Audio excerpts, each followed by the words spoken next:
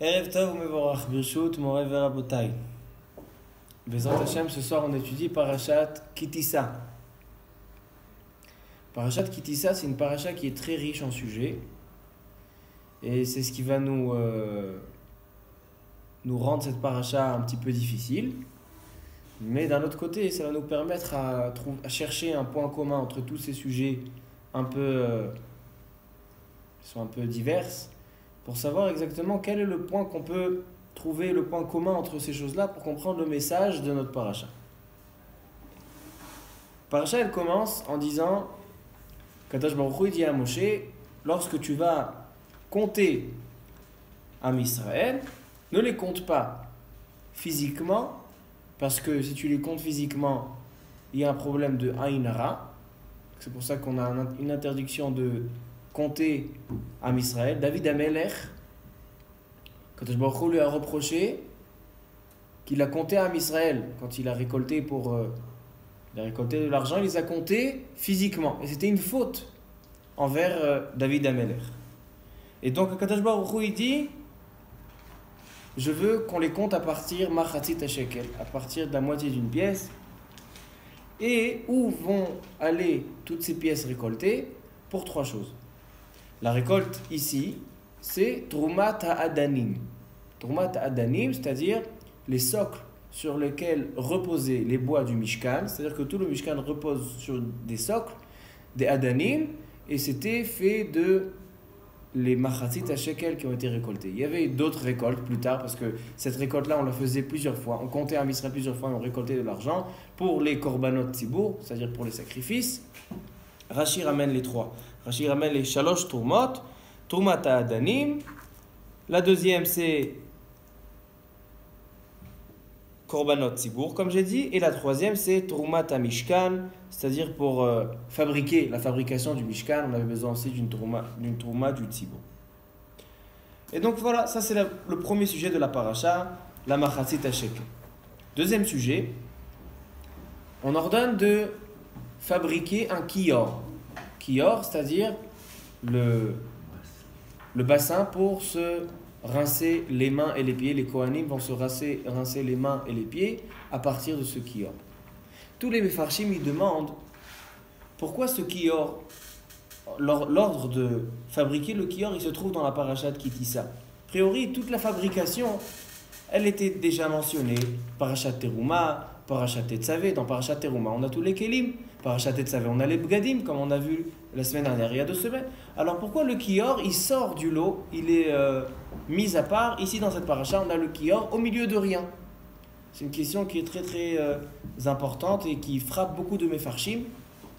Je vais vous donner l'explication du Khatam Sofer. Le Khatam Sofer, il dit pourquoi le kior il a été mentionné dans cette paracha. Et en plus, il y a quelque chose de très intéressant. Le Baal HaTurim, on a dit la semaine dernière que le Baal HaTurim, au début de Parashat Tetzavé, il dit que dans toute Parashat Tetzavé, on ne trouve pas le nom de Moshe Rabbeinu. Parce qu'on a dit que Kilelat Rasha, afilu al tnai mitkayemet. Moshe Rabbeinu, il a dit dans cette paracha-là, il a dit ou tu pardonnes à Am Israël sur la faute du veau d'or, ou bien, au Rabat, ou tu leur pardonnes, ou bien tu m'effaces de ton livre. Certains Mefarshim m'expliquent c'est quoi ton livre de Sefer Torah. Et cette klala a été exaucée, c'est-à-dire elle s'est réalisée que dans toute Parashat Tetzavé, on ne trouve pas le nom de Moshe Rabbeinu. Et le kior, qu'a priori devait faire partie de cette Parashat Tetzavé ou Teruma, il a été mentionné dans une autre paracha, dans Parashat Kitissa. Et là, quand la Torah, elle dit, regardez dans le pasuk Perek Lamed, pasuk Yud Zayin, Vaidaber Hashem el Moshe lemor ve'asita kior nechoshet. Le kior, il est mentionné avec le nom de Moshe. Déjà, on comprend que ça a été mis à part, peut-être pas pour rien, peut-être seulement pour donner le nom de Moshe. Et comme ça, il réveille le Khatam Sofer. Et il vient donner une explication. Plus loin dans la paracha, on va voir la faute du veau d'or. Ça se trouve dans Parashat Kitissa. Et donc, Moshe Rabbeinu, il y a marqué qu'il donne, il y avait 3 manières, quand ils ont fauté le veau d'or, Akash Baruch Hu a décidé de tuer tous les participants du Chet HaEgel. Participants de la faute, tout le monde devait mourir. Et il y avait 3 sortes de morts, 3 sortes d'exécutions. Il y avait pour certains qui ont eu Edim Be'atra'a, c'est-à-dire on les a avertis et on a témoigné leur faute. Il y avait Edim Belo Atra'a, ou Atra'a Belo Edim, quand on les a avertis sans témoin, ou bien Beli Edim Be'atra'a, ou bien ils ne savaient pas, des Shogegim. Alors il y avait trois manières de les exécuter. Il y avait la Mita Bidei Shamayim. Akadosh Baruch Hu a fait une magefa, comme il y a en ce moment. Il y a une magefa dans le monde, une épidémie. Il y avait une épidémie après le Chet HaEgel. Première manière d'exécuter, c'est pour ceux qui étaient Be'atra'a Belo Edim. Quand on n'a pas de témoin, alors le Bedin ne peut pas agir. C'est Mita Bidei Shamayim. Deuxième manière d'exécuter ceux qui ont fauté, c'était qu'il a dit au Lévi'im, il a dit Mil Hashem Elai, qui veut faire Kiddush Hashem. Maintenant qu'il y a eu Chet HaEgel, il y a eu un Chilul Hashem. Et il faut rectifier en faisant Kiddush Hashem. Mil Hashem Elai, la tribu de Lévi se présente, il leur a dit mettez des sabres à vos ceintures et vous courez du Machané d'un coin à l'autre dans le camp et vous allez tuer Ishet Achiv. C'est comme ça qu'on tuait Bidei Adam. Ramban il dit c'était Ora'at Sha'ar, une exécution qui est mentionnée nulle part dans la Torah. C'est une exécution qui était. Pourquoi c'est pas Khérev? Comment? Pourquoi c'est pas Khérev? Non, mais il fallait aller au Beddin, il y a tout des halachot pour ça. Or là, c'était pas pourquoi il y avait tellement de grandes quantités qu'on ne pouvait pas les ramener au Beddin. C'est pour ça qu'il a fait Ora'at Sha'ar. Ça, c'est la deuxième manière. Et la troisième manière de tuer, et ça, c'est un rachis, ce que je vous dis, c'est un rachis dans la paracha. La troisième manière d'exécuter, Moshe Rabbeinu, il a pris le veau d'or. Il a écrasé, brûlé, écrasé, il en a fait de la poussière. Cette poussière, il l'a mélangée avec l'eau de la montagne de Har Sinaï et il l'a donné à boire à tout un Israël. Et celui qui a fauté dans le veau d'or, alors il a été accompli, Baruch Haba. Celui qui a fauté dans le veau d'or, alors on a accompli dans lui la paracha de la Sota. Son ventre a explosé. Comme la sota, il lui donnait à boire comme la femme où on a un doute sur elle, alors on la vérifie par intermédiaire de la sota. On la vérifie par l'intermédiaire de l'eau de la sota. Alors maintenant, il dit le Khatam Sofer, c'est pour ça que la paracha du Kior, du bassin, elle se trouve dans la paracha de Kitissa et pas dans les parachas précédentes. Parce que le Kior, qui est l'eau, pourquoi on a pendant toutes les générations cette eau-là du Kior, on va parler du Kior dans le Shiur, mais l'eau du Kior, c'est aussi un moyen de purifier un Israël. C'est l'origine de l'eau de la Sota, c'est l'origine de l'eau de la vérification d'un Israël dans le Chet HaEgel. Et c'est qui a inventé cette idée-là par l'intermédiaire de l'eau dans le corps de l'homme? C'est comme ça qu'on vérifie, c'est Moshe Rabbeinu. Moshe Rabbeinu, c'est celui qui a inventé cette manière de vérifier un doute. Quand on a un doute dans quelque chose, on a un doute si la personne elle a fauté dans le veau d'or, on a un doute si la femme elle a fauté envers son mari, alors on donne de l'eau et c'est ce qui vérifie. Et ça c'est par l'intermédiaire de ce kior qui vient nettoyer et qui vient être metaher et mekadesh yadayim veraglaim. C'est pour ça que le kior il est mis dans cette paracha là et on mentionne le nom de Moshe. Si c'était dans paracha Tetzavé, alors on a dit la semaine dernière le Baal HaTurim, il dit dans tout parachat Tetzavé, il n'y a pas Moshe Rabbeinu. Mais ici on a voulu le mentionner avec le nom de Moshe Rabbeinu, parce que celui qui a ramené cette vérification par l'eau, c'est Moshe Rabbeinu. Comme ça il dit le Khatam Sofer, pourquoi la paracha du Kior, elle se trouve dans cette paracha. On continue. Le prochain sujet de la paracha, on parle de la préparation du Shemen HaMishra. On a parlé la semaine dernière, il a dit Rabbi Shem Tov, que Shemen HaMishra, c'est pas comme le Shemen Zaïtzah. C'était fabriqué d'une autre manière. Avec ce Shemen HaMishra, on mettait de l'huile sur le Mishkan, sur ses Kelim et sur les Kohanim, et c'est comme ça qu'on leur donnait de la Kedusha. À tel point que les Kelim, quand on mettait du Shemen HaMishra sur les Kelim, c'était Kadosh que s'il y a un mouton qui passe et qui touche un cli du Beth Amikdash, le mouton il est Kadosh et on ne peut pas le sortir de sa Kedusha. On est obligé de le sacrifier au Beth Amikdash ou bien de respecter sa Kedusha. Tel point c'était cette Shemen HaMishra, elle mettait de la Kedusha, et comme on a dit il y a 2 semaines, on a parlé du Shemen Zayit. Qu'est-ce qui symbolise le Shemen Zayit? Ensuite, le prochain sujet de la paracha, c'est les Ketoret. On ramène 11 parfums, 11 plantes parfumées, on les mélange et on les met sur le Mizbeach, on les fait brûler dans le Mishkan, dans le Kodesh, et ça fait un nuage, Anan Aktoret. Ça, c'est la paracha des Ketoret. Ensuite, ça c'est dans le Perek Lamed Aleph, on parle de Betzalel ben Uri ben Chour le Maté Yehuda.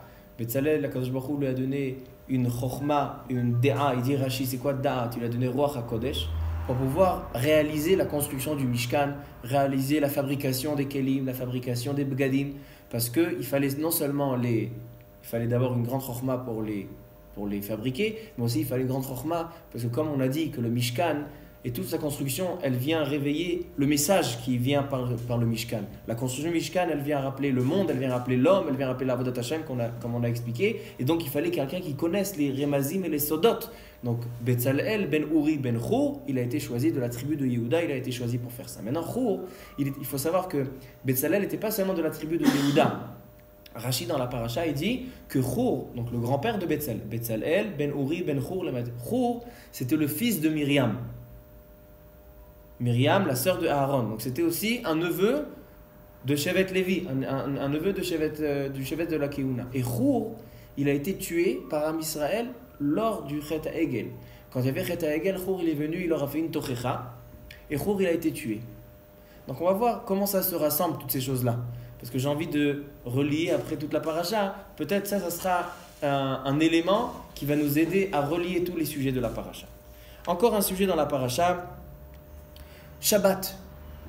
Après tout l'ordre de construction du Mishkan, de ces Kelim, de ces Bgadim, on donne la mitzvah du Shabbat pour enseigner que même si vous voulez construire le Mishkan, vous devez respecter le Shabbat. La construction du Mishkan ne repousse pas le Shabbat. Mais ça vient enseigner encore pas mal de choses qu'on va voir tout à l'heure, que l'ordre du Shabbat dans cette paracha, il vient apprendre, on apprend beaucoup d'halachot de ça.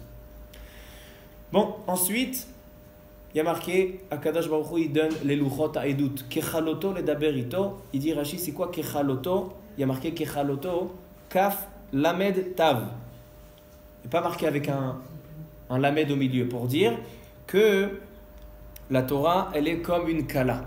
Comme une Kala qui vient à la Choupa. Il dit, comme la Kala, elle a 24 Kaf Dalet, Kishutim, on décore la Kala avec. Ça, c'est vraiment un srout, se brûler pour Comme la Kala, elle a 24 décorations, 24 bijoux, la Torah aussi contient 24 sfarim, donc le Talmid Chacham doit connaître les 24 sfarim. Et la Torah, elle a été donnée à l'homme, à Moshe Rabbeinu et à l'homme, aux Juifs, comme une Kala la Chatan. Shelo yachol lilmod kula bizman mu'at. On ne peut pas apprendre toute la Torah d'un coup. Alors on donne comme une Kala, c'est un kinyan qu'on donne. Je pensais peut-être que Al-Derech HaRemez, c'est quoi? La Torah, elle est comme une Kala. La Torah, il dit Rashi, on ne peut pas la prendre de A à Z en une fois.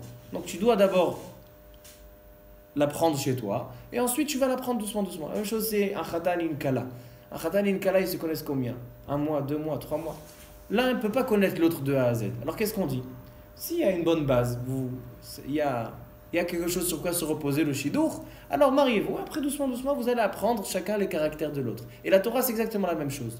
Je ne connais pas toute la Torah, alors comment je peux m'engager? Non. Tikachota kemokala, et doucement, doucement, tu vas apprendre toutes les. Comme ça, il dit Rashi, peut-être c'est ça le pshat dans Rashi.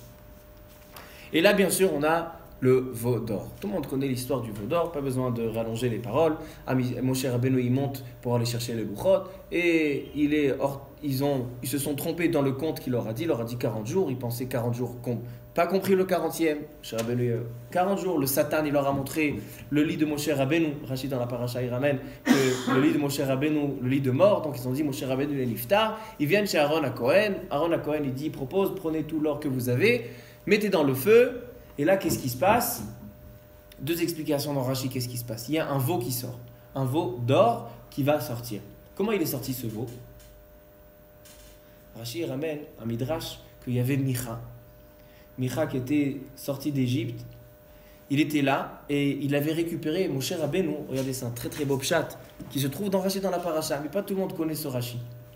Quand Moshe Rabbeinu, ils sont sortis d'Égypte, ils devaient faire sortir les ossements de Yosef. Vous avez fait un serment à Yosef Hatzadik, Moshe Rabbeinu, de Veha'alitem et atzmotai mizeitechem, et de sortir les ossements de Yosef d'Égypte. Yosef était dans le Nil, au fond du Nil. Comment ils ont réussi à faire monter Yosef à la surface? Moshe Rabbeinu, il il avait écrit des Shemot à Kodesh et il a marqué Allez Shor, Yosef qui est comparé, symbolisé par le taureau. Bechor Shoro Adarlo. Yosef, il est symbolisé par le taureau. Dans le Kisei Akavod, on a le taureau et ça symbolise Yosef. Allez Shor, monte taureau. Et c'est comme ça que Yosef il est monté. Et Micha, il a récupéré cet écrit de Moshe Rabbeinu et il l'a jeté dans le feu où Am Israël ont jeté leur or. Et comme il avait marqué Allez Shor, monte le taureau, il y a le veau d'or, le Shor, Egel qui est Shor, il est sorti, le veau d'or. Comme ça il dit Rachid dans la paracha. Micha, c'est un des bébés que Moshe a sauvé du mur que Aaron construisait. D'accord. Il est marqué, Rachid ramène dans le Nidbar chez l'Avanim. C'est dans la paracha, Chazak Baruch. C'était un des bébés qu'il a sauvé, Moshe. Fait mode. Et donc là, Moshe Rabbeinu, il descend, et il voit ce qui se passe, il casse les louchot, et un dialogue qui commence entre Akadosh Baruch Hu, Moshe Rabbeinu, et un dialogue qui se fait. Akadosh Baruch Hu, il veut anéantir, Moshe Rabbeinu, il prie pour Am Israël. Ensuite, il lui dit, allez, montez en Eretz Israël, mais moi, je ne vous accompagnerai pas. Moshe Rabbeinu, il prie pour ça. Moshe Rabbeinu, il prie pour que la Shrina soit que dans Am Israël, et pas chez les Goïm. Akadosh Baruch Hu, il lui accorde ça aussi par la Tfila. Et comment il lui a dit, Ar'enina et kevodecha. Moshe Rabbeinu, il veut voir le kavod d'Akadosh Baruch Hu. Plusieurs explications, c'est quoi le kavod? Ou bien voir la face d'Akadosh Baruch Hu, vraiment, ou bien, les Mefarshim, ils disent le sachar des mitzvot. Kol panim, Akadosh Baruch Hu, il dit, je ne peux pas te montrer. Lo yir'ani adam b'chai, v'ra'ita et achorai, ufanai lo yira'u. Et donc là, Akadosh Baruch Hu, il fait un cadeau à Am Israël, un cadeau pour toutes les générations. Moshe Rabbeinu, il se sert du Zrut Avot. C'est quoi Zrut Avot? Il rappelle le mérite d'Abraham, de Yitzhak et Yaakov. Il dit, regarde, même si Am Israël, ils ont transgressé les 10 commandements, mais on a les 10 Nisionot que Abraham Avinu, il a tenu. Alors, comme on avait dit, on a fait un shiur que les 10 commandements, les 10 Nisionot et la Aseret Hamakot, ils se relient. Alors Rashi ici aussi relie la Aseret Hadibrot au Aseret Hanisionot de Abraham Avinu. Que puisque Abraham Avinu, Yitzhak Avinu, Yaakov Avinu, il y a le Rachaim Akadosh, le Kli Yakar, il parle beaucoup de chaque. Il dit si tu veux les brûler, alors rappelle le sroud de Abraham Avinu qui est tombé dans le Kivshan Haesh pour toi. Si tu veux les tuer, rappelle le sroud de Yitzhak qui est monté sur le Misbéa pour se faire tuer pour toi. Et donc chacun ramène son sroud, mais là, Akadosh Baruch Hu, il fait un cadeau. Il dit sache, même si on termine le mérite des parents, il n'y a plus de sroud à vote. Parce que combien on peut utiliser le mérite des parents? Et ça se termine à un certain moment. Il dit, sache, je fais un brit. Inna anori koret berit. Je fais un accord avec toi. Quand Am Israël, ils vont mentionner les Yud Gimel Midot, les 13 mesures de miséricorde, Yud Gimel Midot Arachamim, je te fais un serment, quand je fait un serment, qu'il ne laisse pas Lo Yashuv Urekam. Il écoute cette fille-là.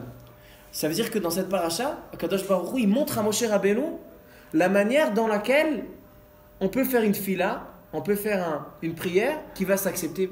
Et il y a marqué que Akadosh Baruch Hu, il s'est montré avec le talit et les tfilin dans cette paracha, comme un shaliach tzibour. Et Akadosh Baruch Hu a récité les 13 midot pour lui montrer la manière dans laquelle il faut procéder pour pouvoir demander pardon à Akadosh Baruch Hu et être exaucé.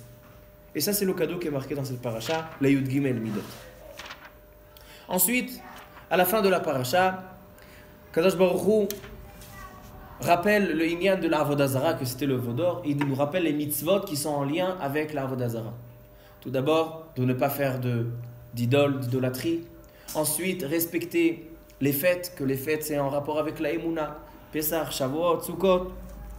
Ensuite, la Shemitah. C'est quoi la Shemitah?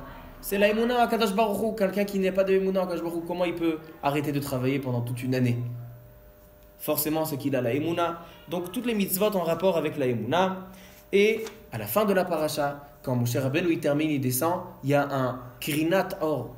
La face de Moshe Rabbeinu, elle rejaillit de la lumière. Am Israël ne peut pas regarder. C'est tellement puissant. Donc, il est obligé de se mettre un masvé. Masvé, c'est-à-dire comme un masque. Peut-être en rapport avec Purim, je ne sais pas. Comme un masque pour pas que Am Israël puisse le voir. Sinon, Am Israël ne peut pas le voir qui karan or panav. Et depuis ce moment-là, Moshe Rabbeinu, à chaque fois qu'il parlait avec Am Israël, il mettait ce masvé. Quand il venait parler avec Kadosh Baruch Hu, il enlevait le masvé. Comment il est venu ce masvé? Entre parenthèses, on va dire, le Rachaim Akadosh, il ramène un midrash qui dit comme ça. Kadosh Baruch Hu, il a demandé à Moshe Rabbeinu d'écrire le Sefer Torah. Et il a écrit le Sefer Torah. Et il lui restait un petit peu d'encre dans sa plume. Qu'est-ce qu'il a fait Moshe Rabbeinu avec cette encre? Il l'a mis sur son front, et de là est venu Krinat Orpanim. C'est pour ça qu'il a eu une lumière extraordinaire de sa face qui sortait de sa figure. Alors Chaim HaKadosh, il demande sur ce midrash, il dit, ça veut dire quoi? Il est resté un petit peu d'encre et il se l'est mis. Il dit là, Chaim HaKadosh, on vient parler de la Hanava de Moshe Rabbeinu.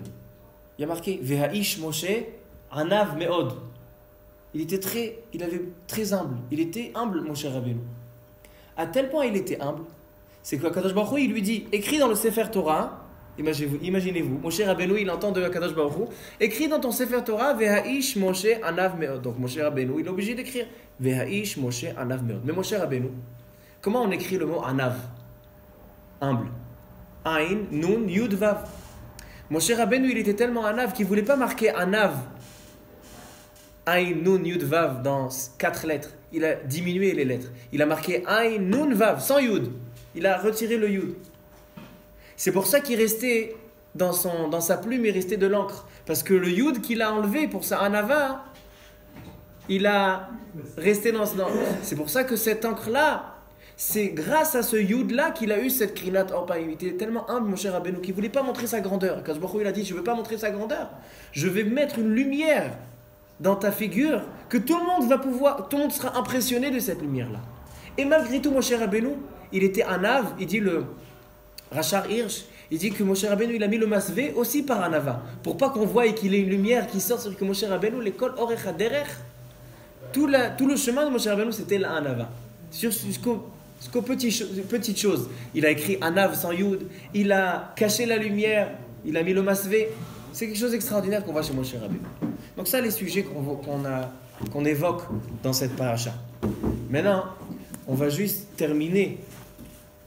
On va essayer d'expliquer le lien qu'il y a entre tous ces sujets qui ont l'air un petit peu aucun rapport. On commence par Machatzit HaShekel, on continue par le Kior, les Ketoret, Chet HaEgel et le Krinat Orpanav de Moshe Rabbeinu. Donc j'ai envie qu'on essaye de comprendre en quoi tous ces sujets ils sont reliés les uns aux autres. Baruch atah Adonai Eloheinu melech haolam she'akol nהיה bidvaro. Quelqu'un a une idée? C'est quoi le kasher entre tous ces sujets-là? Machatzit HaShekel, Kior, Ktoret, Shemen HaMishcha, Chet HaEgel, Krinat Or HaPanim. Ardoul. C'est-à-dire?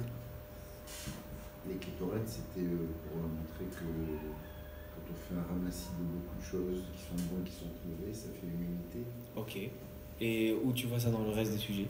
Je sais pas, il y a... Tu as trouvé un point dans un sujet, mais il faut que ça... Après, vous avez dit quoi? Bah oui, le Chet HaEgel, ils étaient unis pour faire le fête. Ils étaient tous d'accord, plus ou moins. Ok, d'accord, on passe à autre chose. Vous avez dit encore? Il y a le Kior. Le Kior, c'était pour le scout des femmes qui avaient tous donné leur miroir pour le scout. Ah, il se débrouille pas mal. Vous avez encore? Vas-y, continue. Non.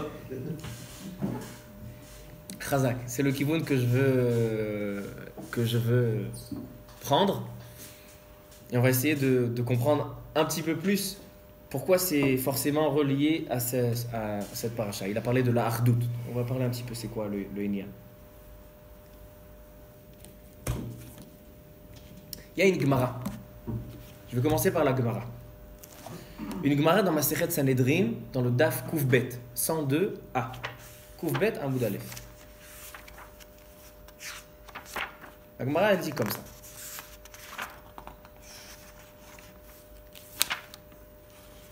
Une Gemara très intéressante, et j'ai vu une question, une vraie contradiction dans les Gemarot qu'il va falloir qu'aussi on réponde. Puisque tu te débrouilles pas mal, tu vas me répondre la contradiction dans la Gemara. Amar Rabbi Yitzchak. En lecha.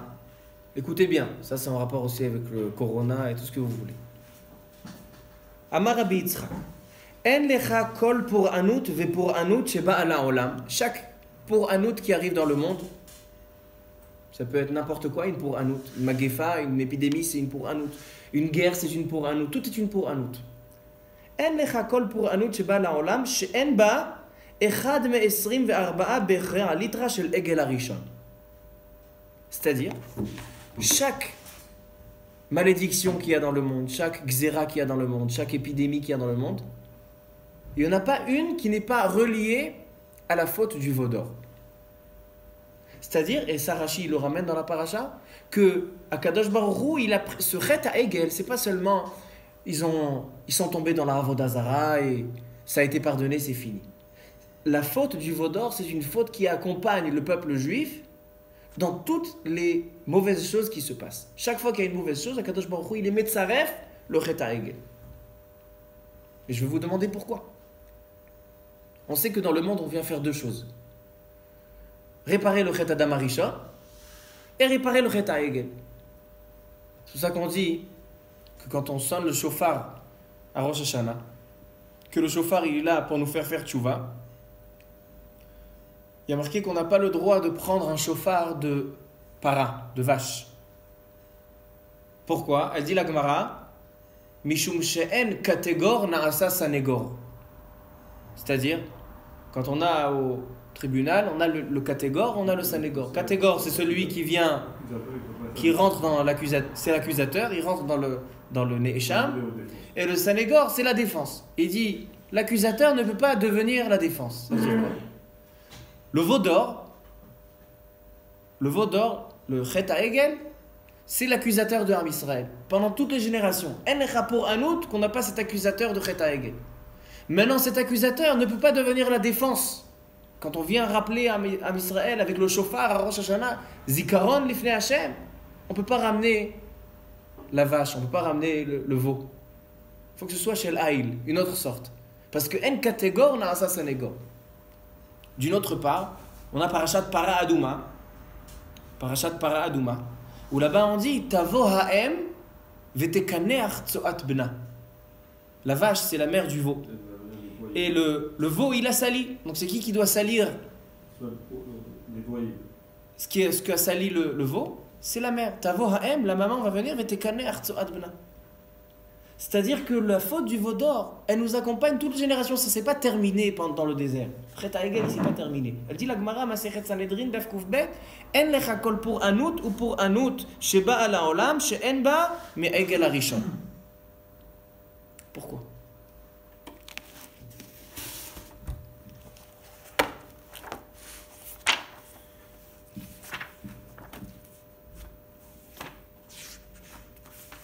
Donc on va commencer doucement. Je me suis posé une question dans la paracha, le début de la paracha, le premier sujet c'est les shkalim, machatzit ha-shekel. Qu'est-ce qu'il y a marqué? Il y a marqué que on doit donner, quand on compte Am Israël, on doit donner des pièces, parce que si tu comptes une personne et une autre, c'est un hara et ça peut faire une épidémie dans Am Israël. C'est pour ça qu'on compte Am Israël, on ne peut pas les compter à travers des personnes, on les compte à travers des pièces. Alors je pose une question. Si vraiment compter Am Israël, ça fait un hara, alors on ne les compte pas du tout. On voit que David Amelech, il a compté, c'était une faute qui a été envers David Amelech, il a compté Am Israël par personne. Alors, au lieu de dire ne compte pas comme ça, compte d'une autre manière, ne compte pas du tout. Qu'est-ce que tu as besoin de compter Am Israël? C'est quoi le but de compter Am Israël?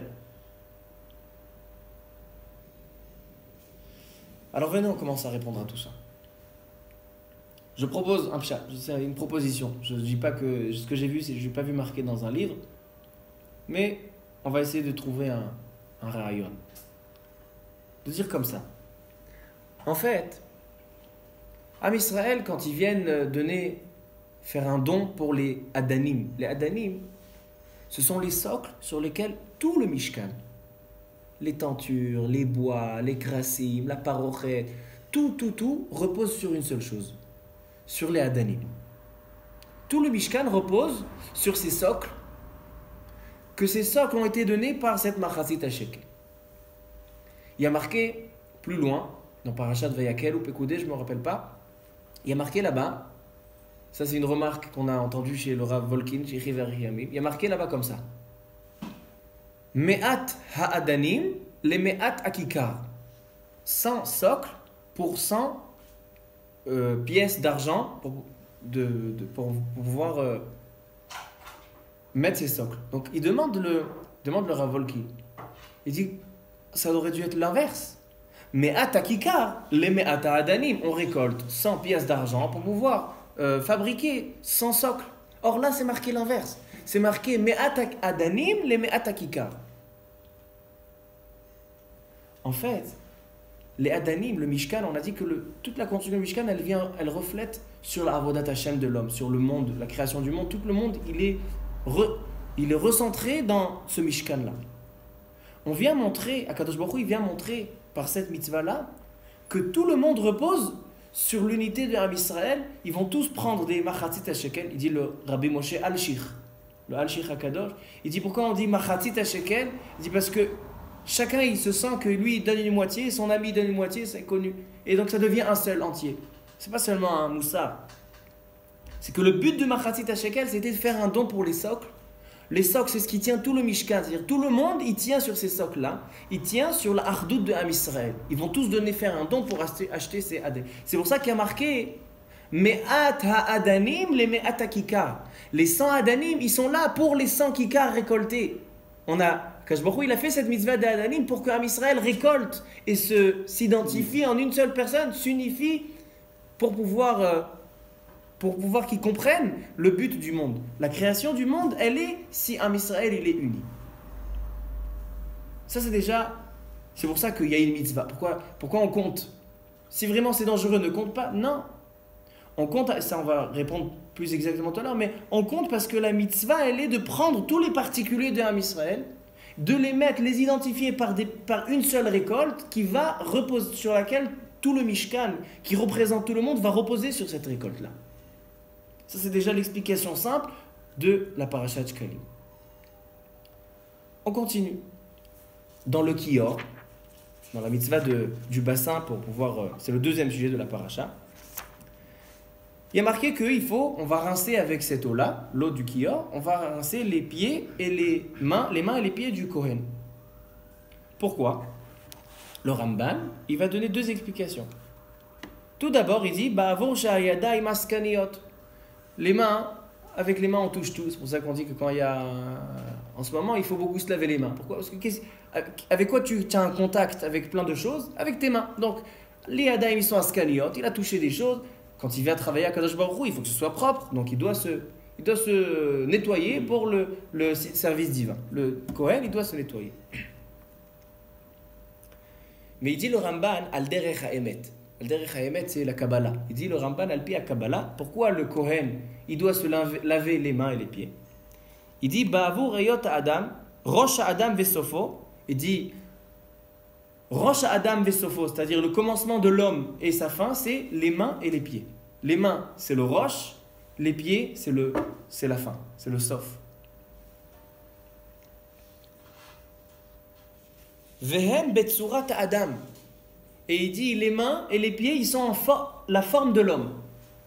Parce qu'on a la paume de la main avec 2 pieds et 2 mains. C'est-à-dire qu'on retrouve les pieds et les mains de l'homme, c'est le commencement et la fin de l'homme, et c'est aussi la forme de l'homme. Em betsurat adam. Vehem remez le eser asfirot. On sait que tout le monde il a été créé par 10 caractères d'Akadosh Baruch Hu. Eser sfirot. Et ces eser sfirot, on les retrouve dans le corps humain. Les Mekoubalim, ils dessinent les sphirot selon le corps. Il y a la tête, il y a les bras, il y a les jambes, il y a le ventre. C'est-à-dire que les Esser sphirot, c'est-à-dire la création du monde, on la retrouve dans la création de l'homme. Et les mains, c'est l'homme en miniature. C'est-à-dire que la clé de tout ça, ça se trouve dans la main et les pieds de l'homme. Ukumo Shabrou Besefer Yetzira. Lefikach. Nitztavu mesharte elion, c'est pour ça que les Kohanim, ils ont une mitzvah. Lirchotz et ayadaim, les kadsham, c'est-à-dire quoi? Tout le corps, il est rassemblé dans cette main-là, dans ces pieds-là. Et ça représente la création du monde. Et comme le Kohen, il vient faire un service dans le Mishkan, qui est le service du monde, qui est faire tenir le monde, il est obligé d'être mekadesh, et pas seulement une propreté, mais c'est aussi d'être mekadesh, c'est-à-dire de sanctifier ce tsurat Adam, cette forme d'homme. C'est pour ça qu'il doit sanctifier les mains et les pieds. Et il dit, Velachen tiknu rabotenu, c'est pour ça qu'il y a une halakha, avant chaque tfila, de faire Netilat Yadayim. Le matin, on fait Asher Kidesham Tav Tzivanu en Netilat Yadayim. Pourquoi? Parce qu'on a la tfila. Pourquoi on fait Netilat Yadayim? La même chose. Sheit Kaven Bazeh Ketam Nesiut Kapayim. C'est comme le Kohen.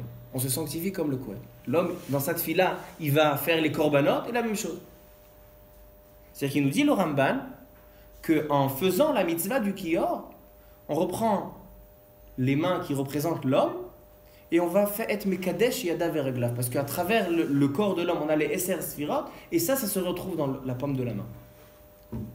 J'ai vu il y a quelque temps un Mahamar du Tzemach Tzedek Milubavitch.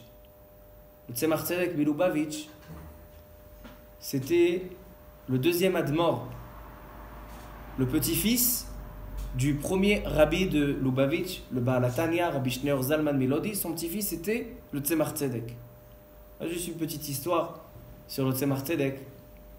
Tzemach Tzedek, il s'est marié. Donc ils ont organisé le mariage, c'est le mariage du petit-fils du admor de Chassidut Lubavitch. C'est un mariage chachouv, très important, très prestigieux. C'est 20 C'est pas encore là-bas à cette époque-là.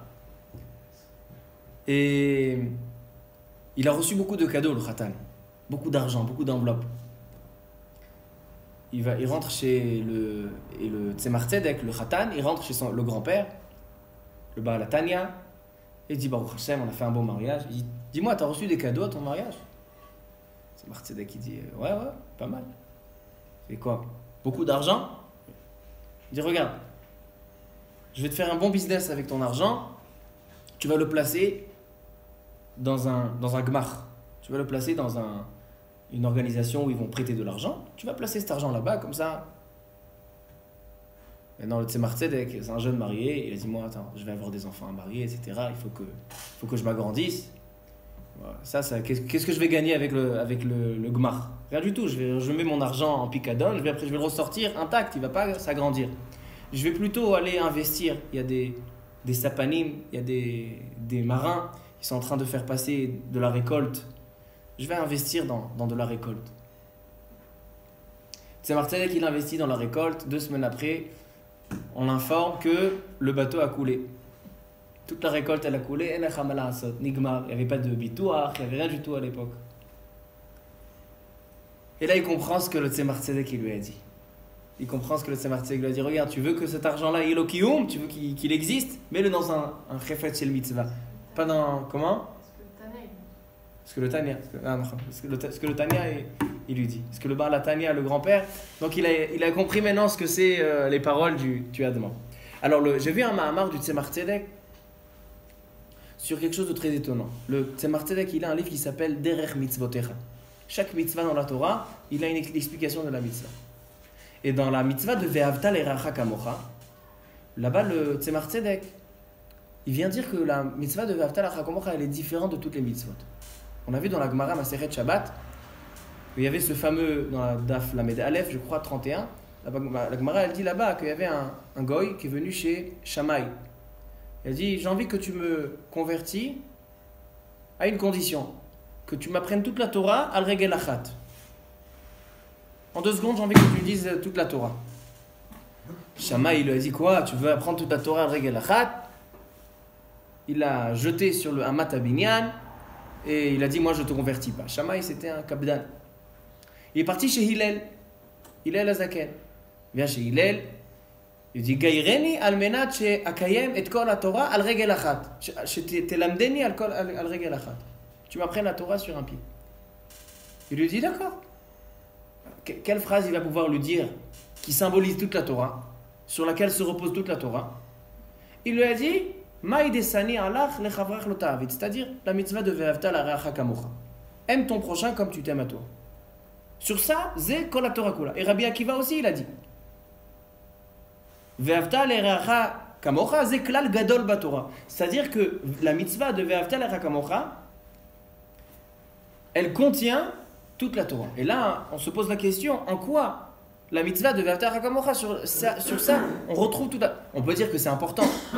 On peut dire que celui qui n'a pas Ve'avta l'eracha kamocha, alors sa Torah ne vaut rien. Mais comment on peut dire que toute la Torah, on retrouve dans Ve'avta l'eracha kamocha? Alors, le Tzemar Tzedek, il allonge ses paroles et il veut dire là-bas comme ça.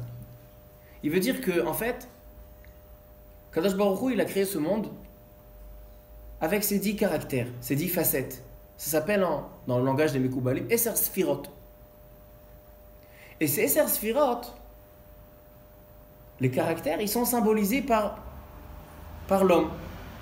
C'est-à-dire que quand on a la main droite, que le Yemin Mekarevet, la main droite, c'est l'Amidat Arachamim. C'est la miséricorde. C'est-à-dire que les membres de l'homme, ils symbolisent la Mida. Si on dit que la main gauche, c'est Smol Docha, c'est la Gvura. C'est-à-dire que chaque membre de l'homme, il symbolise la Mida, un des caractères d'Akadosh Baruch Hu, avec lesquels, une des facettes d'Akadosh Baruch Hu, avec lesquelles il a créé le monde. C'est-à-dire que dans l'homme, on retrouve la création du monde. Et il dit le Tzemar Tzedek, pourquoi l'homme il s'appelle Adam?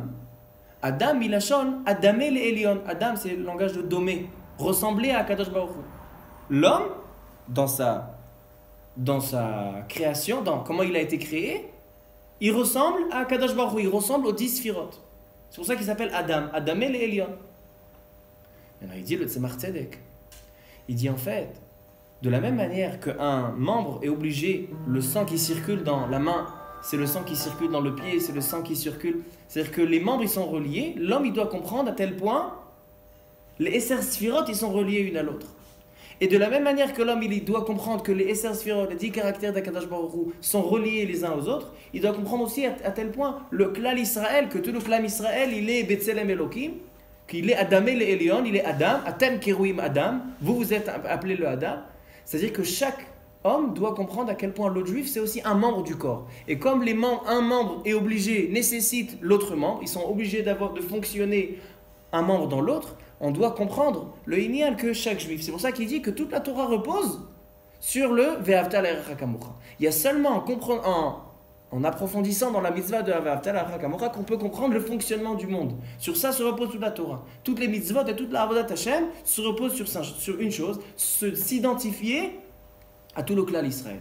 Et c'est seulement comme ça que si on s'identifie tous et on comprend la nécessité chacun de l'autre, c'est là qu'on comprend les Esser Sphirot, c'est là qu'on relie les Esser Sphirot, et c'est là qu'Akadosh Baruch Hu a le Kiseh Shalem, il est complet dans le monde. C'est pour ça qu'on dit Shabbat Amilcha, Ata Echad, Veshimcha Echad, toi tu es un, ou Mi Ki Amcha Israël Goy Echad Ba'aretz. Quel rapport entre Akadosh Baruch Hu qui est un et Am Israël qui est un? Parce que Akadosh Baruch Hu qui est un et son nom qui est un, on le retrouve dans Am Israël seulement si Am Israël il est un. Im Amcha Israël Echad, Zata Echad. Et c'est pour ça qu'on dit que Bayomahu, l'Atid Lavo, Yé Hashem Echad ou Shmo Echad. Pourquoi? Parce que Yé Amcha Israël, Mi Ki Amcha Israël Goy Echad Ba'aretz. C'est-à-dire que maintenant on comprend que la mitzvah de Erecha Kamocha, il dit le Tzemar Tzedek. C'est la base de toute la Torah. C'est pour ça que Hillel, quand il a dit à ce goy, j'ai envie de me convertir à l'Regel Achat, il dit oui, j'ai une phrase qui peut définir toute la Torah Kula. La mitzvah de Ve'avta l'erecha kamocha. Maïdesani alach lechavrach le ta'avid. Selon ça, on peut comprendre toutes les questions qu'on a demandées. D'abord, on comprend Machatzit HaShekel. Le Mishkan, qui est le monde entier, repose sur Machatzit HaShekel, la collecte qu'ils ont fait, l'unité, l'identification que Am Israël fait. C'est pour ça qu'il y a une mitzvah de les compter. Pourquoi une mitzvah de les compter? Parce qu'on doit savoir, est-ce qu'il y a un klal? Si je prends un et encore un, on compte 1, 2, 3, 4, on fait un klal, on forme une seule unité, et c'est sur ça que repose le Mishkan. Le Kior, comme on a dit, le Rambam dit, que l'homme, la main de l'homme, les pieds de l'homme, c'est Rosh Vesov, et c'est ce qui en dessous, on retrouve la Tsurat Adam dedans, et les Esser Sphirot, c'est-à-dire que ça signifie tout l'homme, et ça signifie tous les juifs, tout le Adam, tout le Atem Kiruim Adam. Et c'est ça ce qu'on vient être Mekadesh. Donc ça c'est l'idée qu'on retrouve dans le Kior. Donc c'est la même idée qu'on retrouve dans Machatzit HaShekel, on retrouve dans le Kior. On continue. Dans les Ktoret, comme il a dit Rabbi Shem Tov, Rashi dit que dans les Ktoret, il y avait la Chelbena. C'est quoi la Chelbena? Chelbena, c'est un parfum qui sent mauvais. Et pourquoi on mettait dans les Ktoret le parfum qui sent mauvais? Il dit pour dire que même les Rechaïm, quand on vient faire devant Akadosh Baruch Hu, même les Rechaïm participent dans la tfila pour Akadosh Baruch Hu. Quand on fait une tfila, on ne va pas prendre que les tzadikim. On prend même les Rechaïm.